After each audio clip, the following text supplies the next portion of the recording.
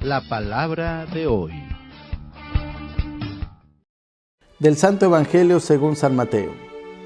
En aquel tiempo Jesús dijo a los sumos sacerdotes y a los escribas del pueblo esta parábola. Había una vez un propietario que plantó un viñedo, lo rodeó con una cerca, cavó un lagar en él, construyó una torre para el vigilante y luego lo alquiló a unos viñadores y se fue de viaje. Llegado el tiempo de la vendimia, envió a sus criados para pedir su parte de los frutos de los viñedos.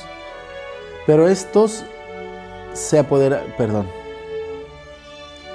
Llegado el tiempo de la vendimia, envió a sus criados para pedir su parte de los frutos a los viñadores. Pero estos se apoderaron de los criados, golpearon a uno, mataron a otro y a otro más lo apedrearon.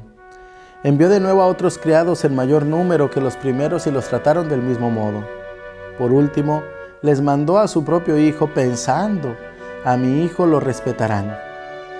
Pero cuando los viñadores lo vieron, se dijeron unos a otros, este es el heredero, vamos a matarlo y nos quedaremos con su herencia. Le echaron mano, lo sacaron del viñedo y lo mataron.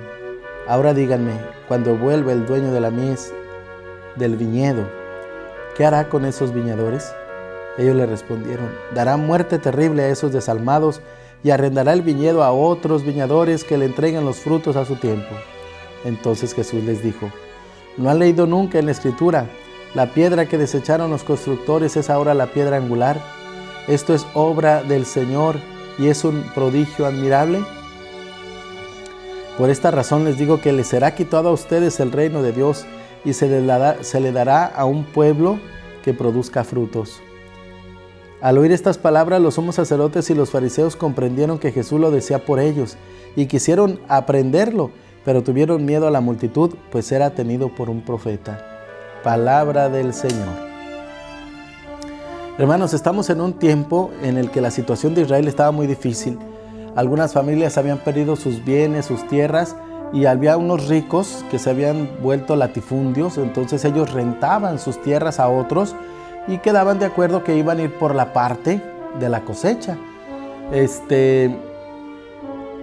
El mismo pueblo de Israel, estas familias se habían rebelado contra estos ricos y contra el imperio romano porque cobraban muchos impuestos. Entonces Jesús pone un ejemplo que era bien conocido para la gente, ¿verdad? Decir, no, pues es cierto, esto es muy común, que una familia rente el terreno de otra familia para sembrar y demás, y ya de ahí la mitad de lo que salga de la cosecha, pues se la damos como paga al dueño. En este caso, Jesús está poniendo que el pueblo de Israel es la parcela de Dios y que ellos han matado a los profetas, habían matado a y no les habían hecho caso y que ahora Él es el Hijo de Dios y que quieren matarlos. Pues los fariseos entendieron perfectamente y sí, lo quisieron aprender, se lo quisieron llevar preso y a fin de cuentas lo hacen, ¿verdad, hermanos? Lo crucifican. Pero Jesús les dice, les será quitado el reino a ustedes y se les dará a otro, porque no han dado fruto, porque no han hecho lo que tenían que hacer. Al contrario, lo han saqueado, han sido flojos, han sido tiranos. Entonces les vamos a quitar, mi Padre les va a quitar el reino. Dios nos ha confiado su palabra, Dios nos ha confiado el Evangelio, hermanos, para que lo vivamos, para que lo proclamemos, para que lo hagamos vida y con eso hagamos presente el reino de los cielos, el reino de Dios. No vaya a ser que nos sea quitado, no vaya a ser que se nos haya confiado tanto y al final digan, oigan, como ustedes no han sabido hacer las cosas y dar fruto, pues se les va a quitar. Así se les dijo a ellos. A ustedes, por esta razón, se les será quitado a ustedes el reino de Dios y se le dará a un pueblo que produzca frutos. Ese nuevo pueblo va a ser la iglesia de Jesús, fundada por Él.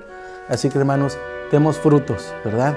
Proclamemos la buena nueva y hagamos de nuestra vida un buen viñedo que produzca muy buenos frutos.